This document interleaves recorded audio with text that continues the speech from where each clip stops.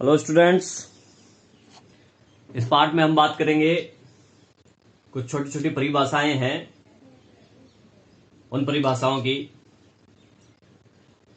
सबसे पहले अपन बात करते हैं परमाणु संख्या यानी परमाणु द्रव्यमान।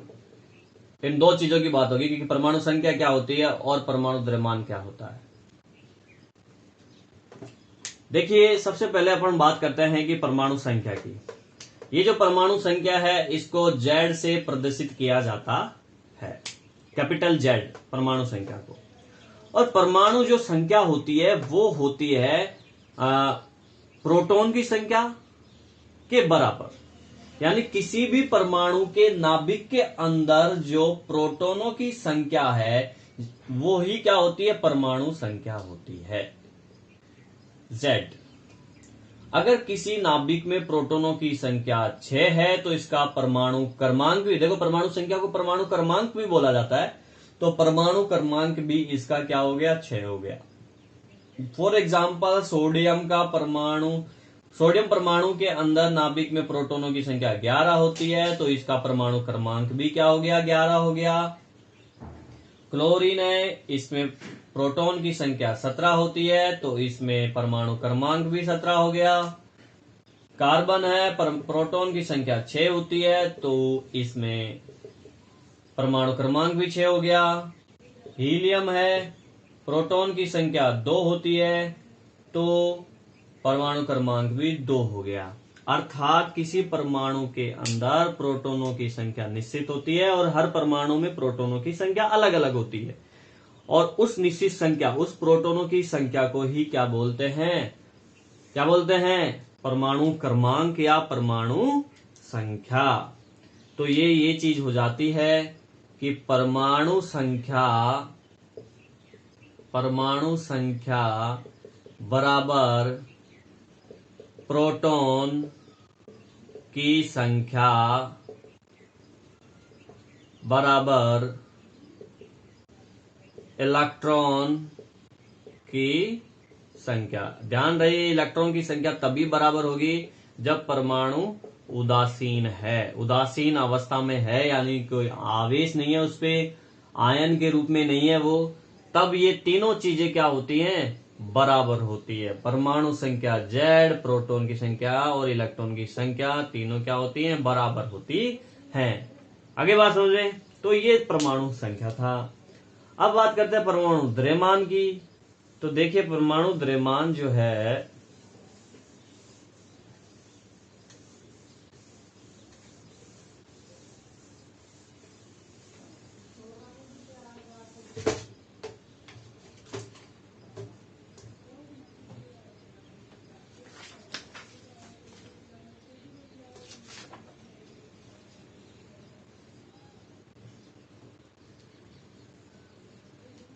परमाणु द्रव्यमान को A से प्रदर्शित करते हैं, कैपिटल A से। ठीक है, क्या है ये? परमाणु संख्या भी बोला जाता है, परमाणु द्रव्यमान भी बोला जाता है। ये जो है परमाणु द्रव्यमान एक तरह से प्रोटॉन की संख्या प्लस न्यूट्रॉनों की संख्या का योग होता है। प्रोटॉनों की संख्या और न्यूट्रॉनों की संख्या का ये योग है, अर्थात A बराबर P प्लस N का योग परमाणु संख्या कहलाता है। ठीक है ना। परमाणु का द्रव्यमान जो है, इन प्रोटॉनों का द्रव्यमान एंड न्यूट्रॉनों का द्रव्यमान, इन दोनों का योग करें तो परमाणु का द्रव्यमान आ जाता है। एक तरह से यहां पे हम संख्या यूज कर सकते हैं, वो द्रव्यमान संख्या यूज कर सकते हैं। यहां पे अपन द्रव्यमान संख्या, ठीक है ना, और परमाणु द्रव्यमान के लिए हम कह सकते हैं कि प्रोटॉन का द्रव्यमान और न्यूट्रॉन का द्रव्यमान का जो टोटल होगा वो परमाणु का द्रव्यमान होगा। और द्रव्यमान संख्या के लिए हम कह सकते हैं कि प्रोटॉन की संख्या और न्यूट्रॉन की संख्या का योग क्या होगा, परमाणु द्रव्यमान संख्या। ठीक है। फॉर एग्जाम्पल के लिए देखिए हमने लिया यहाँ पे एल्यूमिनियम। अब ये एल्यूमिनियम कितने नंबर पे आता है, 13 नंबर पे आता है और इसका परमाणु द्रव्यमान होता है 27। ठीक है। अब इसमें न्यूट्रॉन की अगर बात करें तो वो हो गई 14, इसमें प्रोटॉन की अगर बात करें तो वो होते हैं इसमें 13। अब परमाणु संख्या अगर अपन द्रव्यमान संख्या अगर अपन निकालें ए तो क्या होगी P प्लस एन, अर्थात A बराबर 13 प्लस 14, तो A बराबर कितना मान आ गया 27। तो इसका ये ऊपर जो संख्या लिखी हुई है ये द्रव्यमान और नीचे जो लिखी हुई है वो परमाणु क्रमांक। ये तो है परमाणु क्रमांक को प्रदर्शित करता है और ये करता है द्रव्यमान संख्या को। ठीक है। इसके साथ में मैं 1 से लेकर 30 तक के जो तत्व हैं इनका परमाणु द्रव्यमान आपको बता दूंगा कि उनका परमाणु द्रव्यमान किसका कितना होता है। एक फाइल इसके साथ में अटैच कर दूंगा तो आप वहां से देख सकते हैं 1 से लेकर 30 तक के तत्वों का परमाणु द्रव्यमान, जो आपको याद होना चाहिए, मोस्टली काम आ जाता है। नेक्स्ट परिभाषा हमारी छोटी है, वो है समस्थानिक।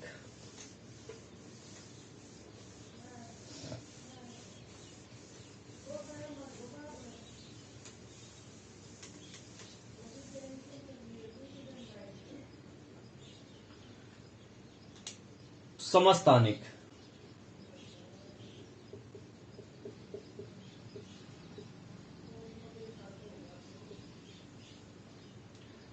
देखिए समस्थानिक क्या होता है, इसको सही से देखिए आप। समान स्थान, अर्थात कोई तत्व जो है, कोई परमाणु है, उसका परमाणु क्रमांक तो समान हो। क्या हो, परमाणु क्रमांक तो समान हो, परमाणु क्रमांक समान, ठीक है ना। परंतु द्रव्यमान जो संख्या है, द्रव्यमान संख्या वो असमान हो तो उनको समस्थानिक कहते हैं। फॉर एग्जाम्पल हाइड्रोजन, देखिए हाइड्रोजन का परमाणु क्रमांक 1 होता है, ठीक है ना। इसके 3 समस्थानिक होते हैं। एक होता है 1H2, ये 1H1 है, 1H2, एक होता है 1H3। तो देखो परमाणु क्रमांक 1 1 1 समान है, लेकिन द्रव्यमान संख्या 1 2 और 3 अलग अलग है। ऐसा क्यों? ऐसा इसलिए इसमें न्यूट्रॉन की संख्या जो है 0 होती है, इसमें न्यूट्रॉन की संख्या 1 होती है, इसमें न्यूट्रॉन की संख्या 2 होती है। जबकि नंबर ऑफ प्रोटॉन्स, प्रोटॉन की संख्या 1, प्रोटॉन की संख्या 1, प्रोटॉन की संख्या 1, इसका टोटल करो 1 आया, इसका टोटल करो 2 आया, इसका टोटल किया 3 आया। इसलिए इनका इनका द्रव्यमान संख्या कितना हो गया 1 2 3 अलग अलग, जबकि परमाणु क्रमांक समान है, ठीक है ना। तो ये हाइड्रोजन के समस्थानिक है 3, प्रोटियम, ड्यूटेरियम और ट्राइटेरियम इनका नाम है, ठीक है। इसी प्रकार से अगर कार्बन की बात करें तो कार्बन के भी 3 समस्थानिक होते हैं, 6C12, 6C13, 6C14। परमाणु क्रमांक समान 6, द्रव्यमान संख्या अलग अलग 12 13 14, 3 समस्थानिक। इसी तरीके से क्लोरीन, क्लोरीन के 2 समस्थानिक 17Cl 35 और एक होता है 17Cl 37। तो आप यहां देख सकते हैं ये क्लोरीन का परमाणु क्रमांक समान है लेकिन द्रव्यमान संख्या असमान है, तो ऐसे तत्व क्या कहलाते हैं? ऐसे परमाणु समस्थानिक, समस्थानिक कहते हैं, ठीक है। अगली जो डेफिनेशन, अगली जो परिभाषा आ रही है वो इसके अपोजिट है।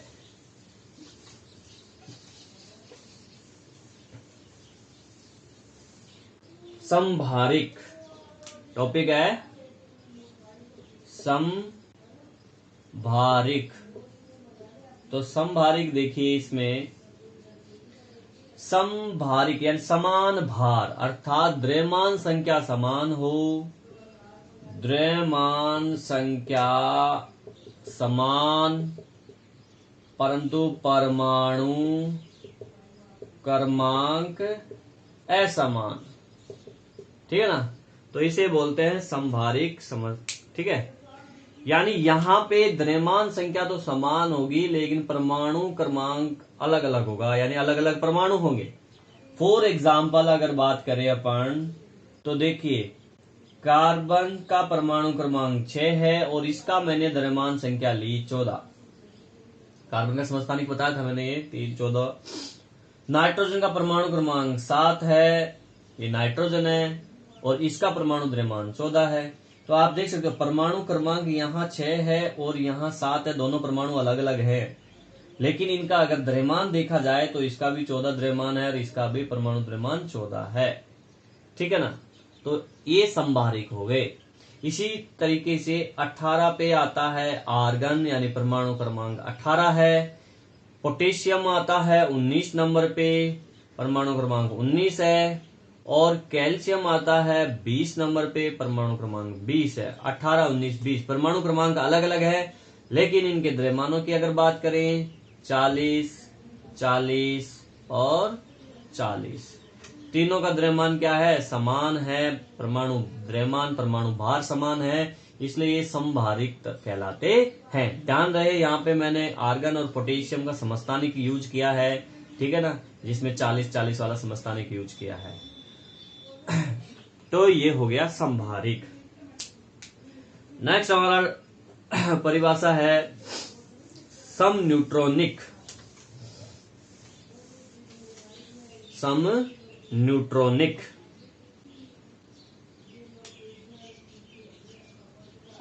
सम न्यूट्रॉनिक, ये हो गया सम न्यूट्रॉनिक।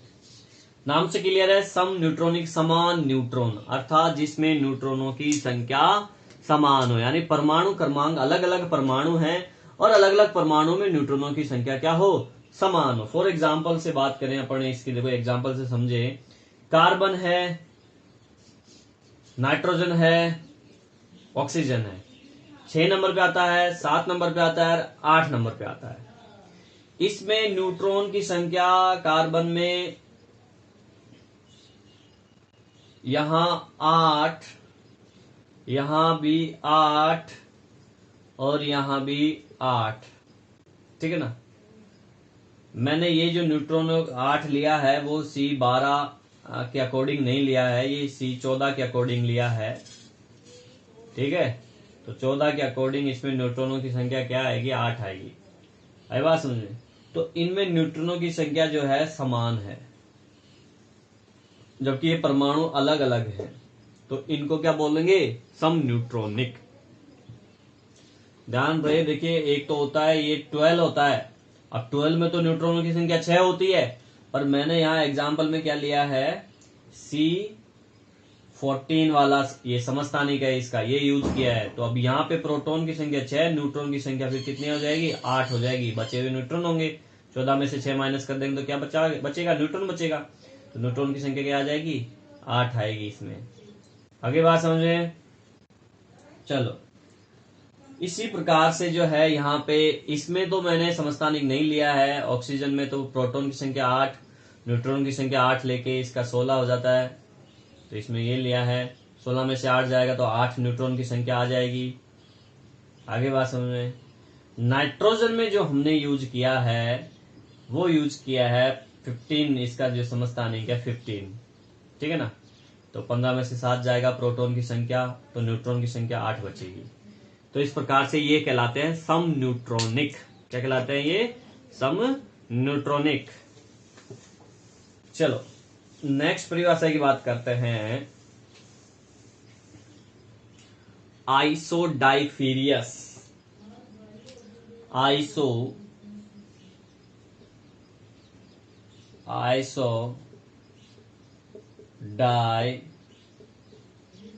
आइसोडाइफीरियस,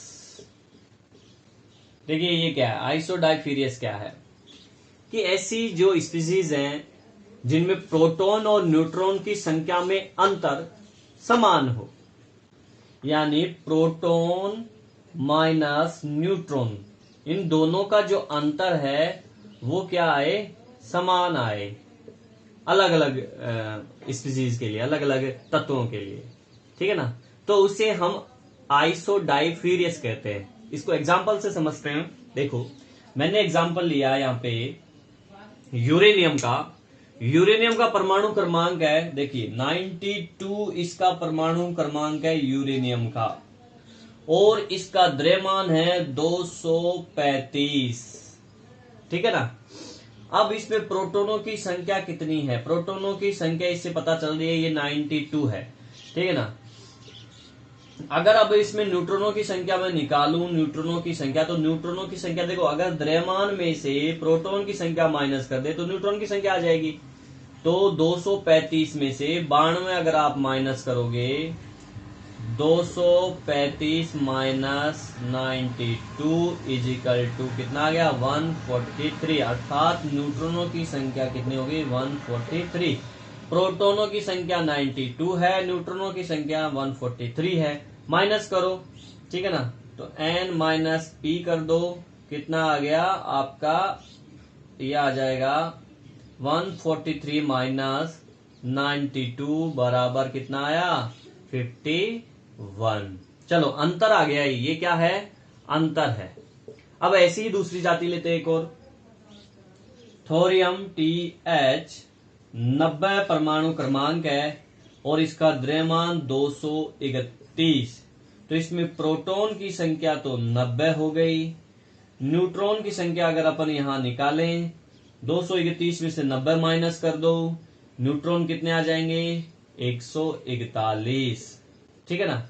तो अब अंतर निकाल लेते हैं, दोनों में अंतर निकाला, न्यूट्रॉन और प्रोटॉन का अंतर आया 141 माइनस 90, तो कितना आ गया अंतर, अंतर आया आपका 51, ये अंतर आ गया।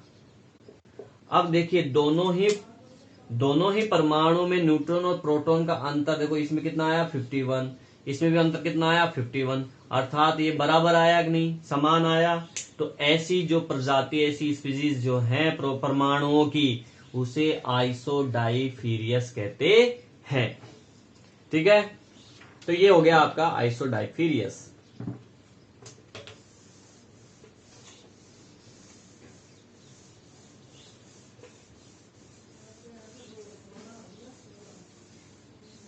एक परिभाषा और है लास्ट, इसकी बात कर लेते हैं, आइसोस्टर।